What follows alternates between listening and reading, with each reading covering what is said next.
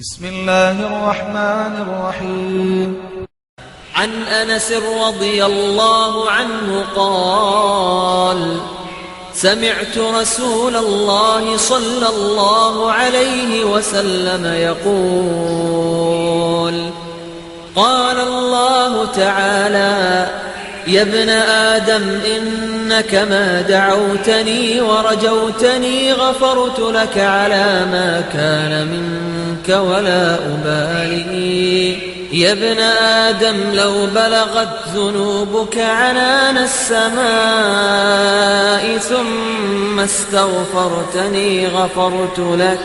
يا ابن آدم إنك لو أتيتني بقراب الأرض خطايا ثم لقيتني لا تشرك بي شيئا لأتيتك بقرابها مغفرة.